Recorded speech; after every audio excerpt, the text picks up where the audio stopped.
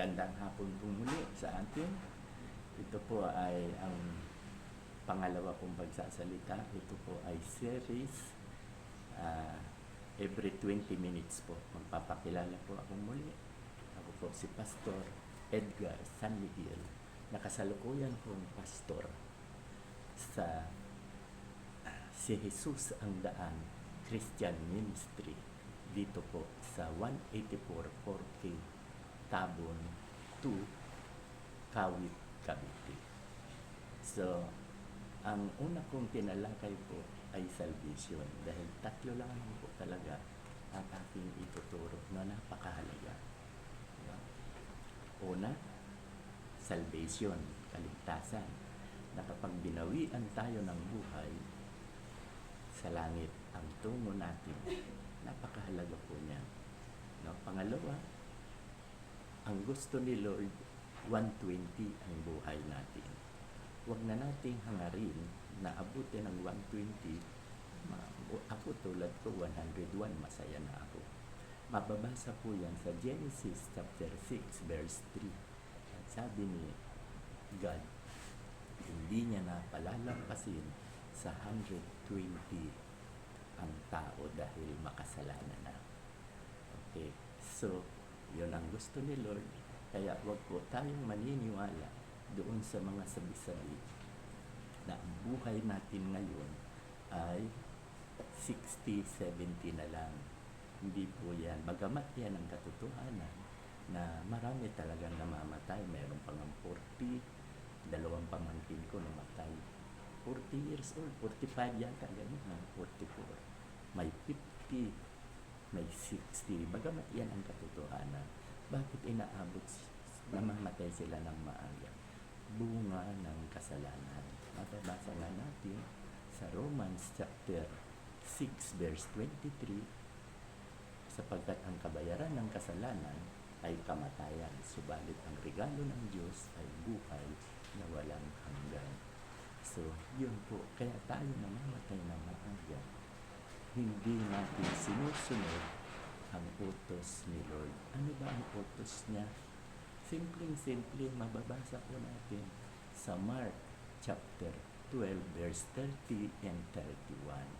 Ang sinasabi po doon, ibigin mo ang Diyos ng buong puso, buong kaluluwa, buong pag-iisip at buong lakas. Pangalawa, ibigin mo ang iyong kapwa na kagaya ng pag-ibig mo sa iyong sarili. So yan ang utos, lalo na yung sa sarili natin. Hindi natin sinusunod na mahalin natin ang sarili natin. Ingatan natin ang sarili. Kaya tayo mababalitaan na lang, napakabata pa. Wala na, kinuha na ni Lord. Bunga ng kasalanan. Bigyan mo kayo ng example. Diba? Yung mga sinisira ang katawan, naninigarilyo, umiinom, walang taros na pag-iinom, pagduruga, pagmariwana, hindi ka po tatagal talaga dyan. Pagmariwana. So, hindi po hahaba ang buhay natin. Bagamat, ikukontinuous ko muna yung nauna na sinabi ko, yung salvation. Kasi ito pangalawa, yung hahaba ang buhay. Pangatlo, yung ikaw ay pagpapalain. I-bless ka ni Lord. Hindi ka maghihirap. So, gano'n na nga. Sa salvation muna tayo. Ano ba ang sabi sa Ephesians chapter 2, verse 8 and 9? Diba ano ang sabi? We are saved by grace through faith in Christ Jesus. No? So, naligtas tayo through faith.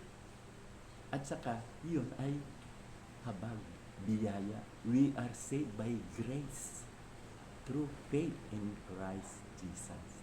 Kaya yan lamang po ang napakadaling ituturo ko sa inyo na mananampalataya lamang po tayo. Diba? Nabanggit ko nga yung unang kong pagsalita na from Adam to Abraham, 4 lang ang nasave, ang naligtas.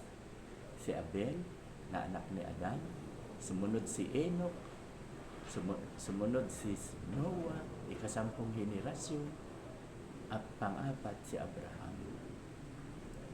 ika-20 generation. sila po ay righteous. Mayroon nang nasa langit, di ba? Si Enoch, no? Ang sabi, si Enoch, hindi na nakaranas ng physical na kamatayan. Dinala na siya sa langit. Dalawa lamang po yan, ang alam ko. Si Elijah, ganun din po. Dinala na sa langit si Elijah, nakasakay pa sa karwahe. At yung karwahe habang umaakyat, nag-aapoy. Bagamat tatlo po ang taong hindi nakaranas ng kamatayan. Kaya lang, yung pangatlo, hindi sinabing umakyat sa langit. Sino po ba itong pangatlo? Si Melchizedek. At si Melchizedek po, walang lahi, walang pinagmulan at bigla na lang lumitaw at hindi rin nalaman, bigla na lang nawala. Walang sinabing namatay si Melchizedek. Kaya tatlo lamang po ang alam ko na tatlong tao na hindi nakaranas ng kamatayang physical. Okay, so we are saved by grace through faith. So, madali lamang po para maligtas. No? Kilalanin natin makasalanan tayo, pagsisihan natin ang ating mga kasalanan, humingi tayo ng tawad sa Diyos, at higit sa lahat, tanggapin mo siya bilang Panginoon at tagapagligtas. Ganyan lamang po. Hindi ka mahihirapan. Kaya sino man sa inyo ang makarinig sa programang ito na si Jesus ang Daan Christian Ministry, no? Manampalataya lamang po tayo sa Panginoong Jesus. Di ba? Utos ng Diyos Ama yan eh. Hindi lang kasi natin pinapansin yung utos ng Diyos Ama. Saan ba mababasa yung utos ng Diyos? John 3:16. Ano po ang sinasabi doon?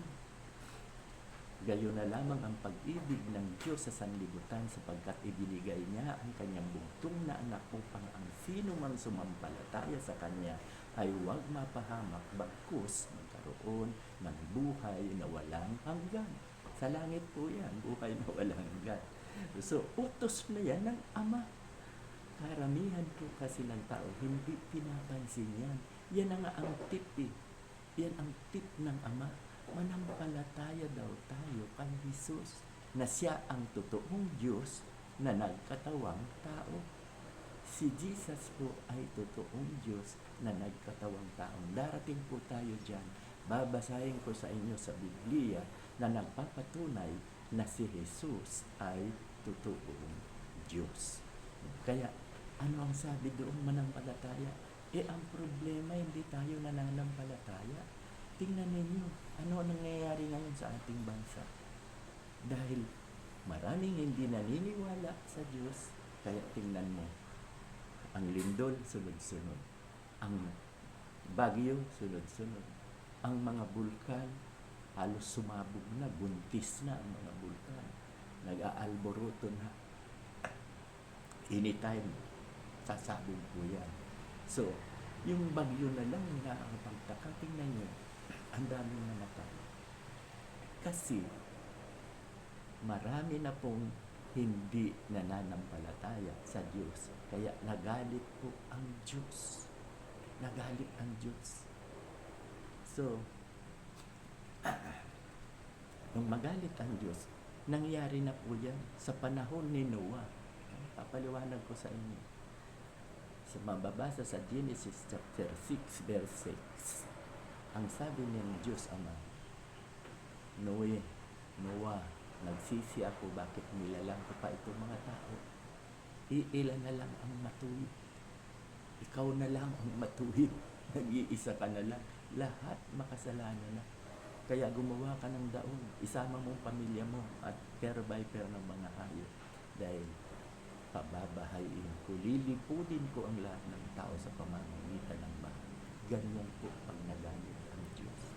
Second, nagalit na naman sa panahon ni Lot, ni Abraham. Si Lot po ay pamangkin ni Abraham. Mababasa po natin sa Bible, Genesis chapter 19, na ang Sodom and Gomorrah city ay makasalanan na. Parang nangyayari sa atin ngayon. Nakakalungkot, makasalanan na ang Pilipinas. Ang daming magnanakaw, no? Ang daming mamamatay tao, no? Mga immoralidad, marami. Ipinagbibili ang kanilang anak. So, sumusunod tayo sa Sodoma and Gomorrah. Ano ang sabi ng Diyos kay Lot? Umalis ka na dahil susunugin ko ang Sodoma City and Gomorrah City. Nangyari, sunog lahat. May kasama pang asupre para lalong mainit. Okay, so ito nangyayari ngayon, bunga ng kasalanan. Kaya ano pa ang dapat? Ano pang hinihintay natin? Dapat tayo ay manampalataya kay Jesus. Utos ng Ama. Kaya kung mananampalataya ka sa Ama, didirekta ka sa Ama, hindi ka papansinin ng Ama. Kasi ibinigay niya na ang kanyang bugtong na anak. Diyan kayo manampalataya kay Jesus. Huwag niyong i-bypass si Jesus. Kasi pag binaypass niyo, direkta kayo sa akin, hindi ko kayo papansinin. Diba mababasa sa Matthew chapter 28, verse 18. Anong sinasabi doon? Sabi ni Jesus, sapagkat ibinigay na sa akin ang kapangyarihan dito sa lupa at kapangyarihan sa langit. Kaya, siya na ang may kapangyarihan, siya na ang Diyos. Marami ito po tayong mababasa. Mayroon po sa Philippians chapter 2, no, verse 5 to 10. Mayroon din po sa 1 John 5:20, no, 19 and 20. Mayroon po yan sa 1 John. Sa Isaiah chapter 9 verse 6. Ano ba ang sinasabi sa Isaiah chapter 9 verse 6? No? Sapagkat may ipapanganak ng isang sanggol na lalaki, ang siyang mamamahala sa atin, no? Ang siyang mamamahala at ang good counselor, mabuting tagapayo, at ang makapangyarihang Diyos. Sinasabi, ang makapangyarihang Diyos, walang hanggang Ama, Eternal Father. At siya ang prinsipe ng kapayapaan. Kaya napakaliwanag po na si Jesus ay totoong Diyos na nagkatawang tao. Bakit ba nagkatawang tao? Take note, tandaan niyo po ito. Kung ang Diyos ay hindi magkakatawang tao, hindi po mamamatay. Hindi mamamatay. Bakit? Kahit pasabugan mo yan ng dinamita o ano pa man, yung basuka, hindi mamamatay kasi Diyos siya. Kaya, ang purpose, kaya nagkatawang tao ang Diyos, no? Nagkatawang tao ang Diyos para mamatay. Dahil kung hindi siya mamamatay, tayong mga Pilipino o anumang lahi natin, pwera ang Hudyo na lahi ni Abraham at Israel at Hebreo, lahi lahat yan ni Abraham, sila ay saved. Pero tayong mga Pilipino, Amerikano, Hapon, Inchik, hindi po tayo saved. Ang kaligtasan sa kanila lang. Kaya mapalad tayo. Anong purpose? Kaya namatay si Jesus? Para sa taong mga makasalanan. Mababasa po yan sa Mark chapter 2 verse 17. Ang sabi po ni Jesus, hindi ako bumaba dito sa lupa para sa mga banal. Bumaba ako rito sa lupa para sa mga makasalanan. Para sa ating mga hintil, Gentiles. Kasi pag sinabing Gentiles, hindi ka Hudyo. Kaya ang Hudyo, hindi makasalanan. Tayo Gentiles, makasalanan. Kung hindi tayo maniniwala kay Kristo, sa impyerno ang tuno natin. So, pag naniwala tayo kay Kristo, sa Israelita pa rin tayo papasok. Mababasa sa Galatia, chapter 3, verse 29, sabi ni Pablo, kung kayo'y kay Kristo, kabilang ka na sa lahi ni Abraham. At lahat ng ipinangako kay Abraham, matatanggap mo rin.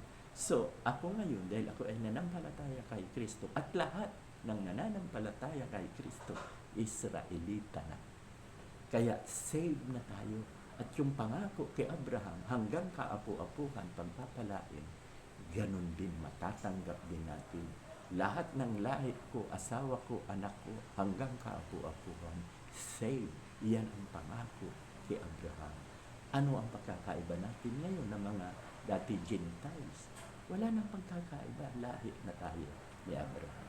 Puputulin ko po, isusunod ko na lang sa susunod na pagsasalita ko.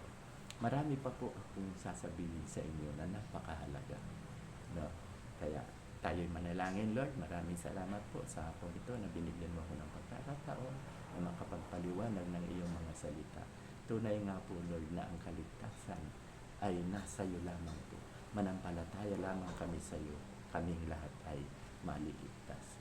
Ito po ang nilangin na binibigay ko po ang kapurihan sa pangalan ni Jesus na aming tagapagligtas. Amen at amen.